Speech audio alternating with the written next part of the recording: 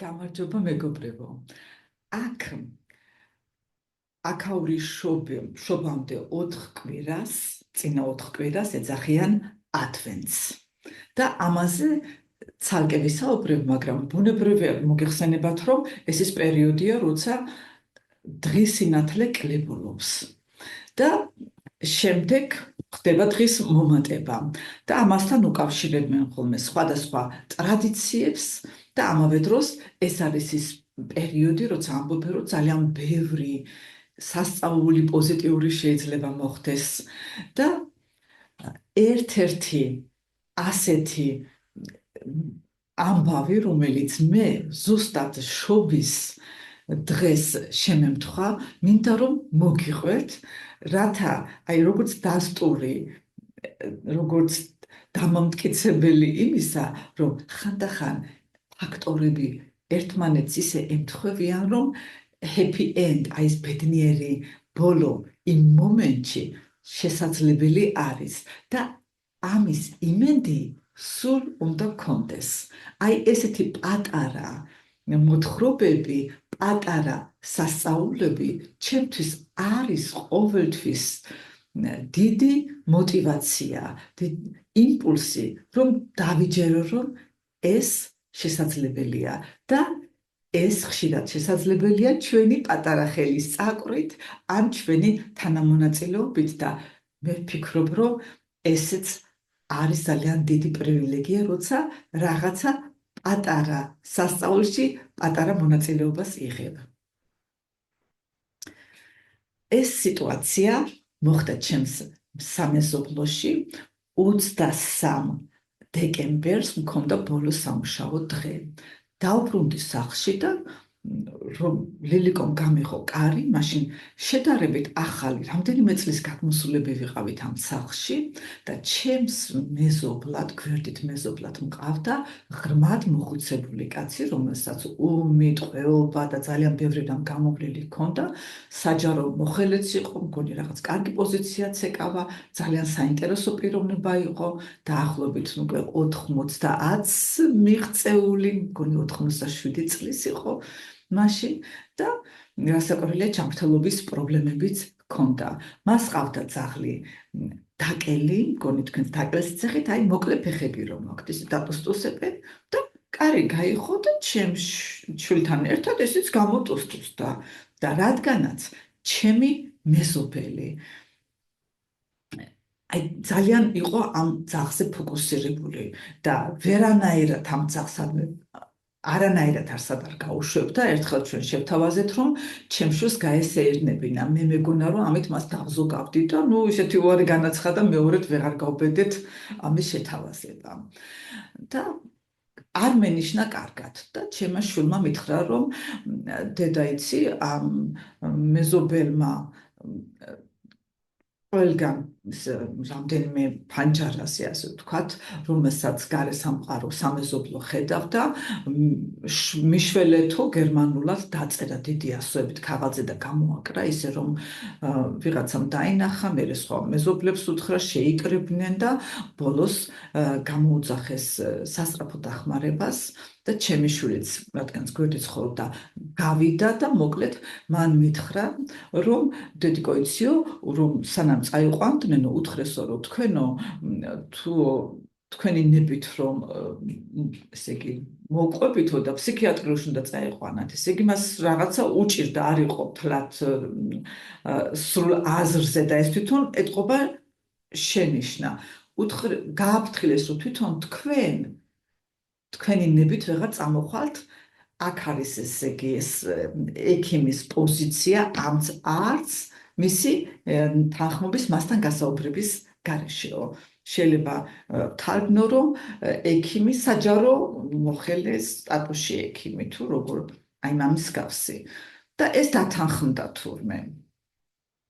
მე შევწუხდი, რომ არ ვიყავი სიტუაციაში, ეგება მეტი ცოდნო და ან რაღაც სხვანაირი მოგვარება ყოფილიყო შესაძლებელი და ასევე მათ დაურეკეს ცხოველების სახლს და ეს ცხოველების სახლი უნდა მოსულიყო და წაეყვანა ვიპკე, რომელიც ეს იყო მისი სახელი, ხო, ეს მისი ძაღლი. ძალიან შევწუხდი, იმიტომ რომ შობა არის აქ უდიდესი დღესასწაული, არის საოჯახო დღესასწაული. თუნდაც არ იყო მორწმუნე, შობა არის ოჯახის უპირველესი დღესასწაული, სადაც ყველა თავის ოჯახში მყუდროდ იკრიბება, თუნდაც მარტო იყოს ადამიანი, მისთვის ეს ძალიან მნიშვნელოვანია და ამ დროს ამ შობის დღის სამწყობოში გატარება მით უმეტეს ფსიქიატრიულში, ძალიან არ გავიმეტე ჩემი მეზობლისათვის, მაგრამ სხვა რა შემეძლო და რამდენჯერმე სინანული გამოვხატე და მე რასაკვირველია ძალიან ბევრი საქმე მქონდა გასაკეთებელი. საღამოთი ჩემს მეუღლესაც მოვყევით ეს სიტუაცია და კიდევ თქვით 2 წუთია ასე და მაგით დამთავრდა. მეორე დღეს 24 დეკემბერს, ესე იგი შობის საღამოს, მაღაზიები არის პირველამდე თუ რამე დაგავიწყდა რომ გეყიდა და შესაბამისად სულ ყველა არის ძალიან დაკავებული.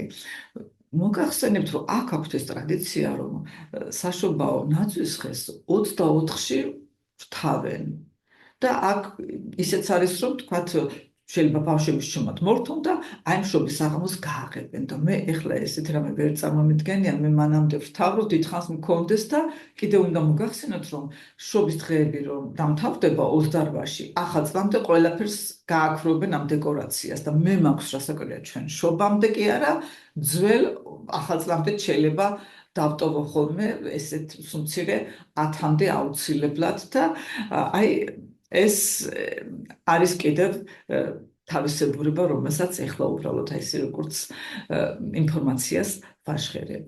მოკლედ, დავბივარ ამ აქეთ-იქით უამრავი საქმეა გასაკეთებელი, მე იმ დროს კიდევ ეკლესიაში მივდიოდით, იმიტომ რომ ლილიკო და გალობდა ეკლესიის გუნდში ჯერ კიდევ და ამის გამო მივდიოდით ეკლესიაში.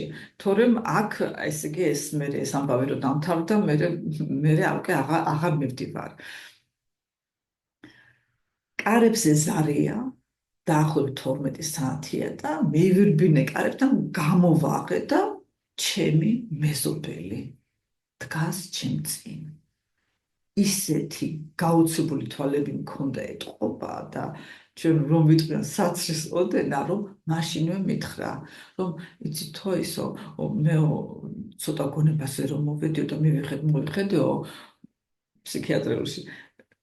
მივხვდიო, რომ რაღაც უცნაურ ადგილზე ვიყავი მოხვედრილიო, ძალიან უცნაური ხალხი იყო ჩემს გარშემო და იქო მე ერთი ამბავი ავტეხეო და მადლობა ღმერთსო, რომ დღესო იყო შესაძლებელიო, რომ იმ ექიმთან, რომელსაც უფლებამოსილება ჰქონდა, რომ ის გამოეწერა, ესაუბრა და კიდევ ამ ექიმთან დაკავშირებით რაღაც თქვა, იცით ეს იყო აქაური ადამიანი და თქვა, რომ ამ ექიმის მამას თუ ვიღაცას იცნობდა, მოკლედ ერთი სიტყვით ეს ექიმი დააჯერა და ისეც ძალიან დამაჯერებლად გამოიყურებოდა.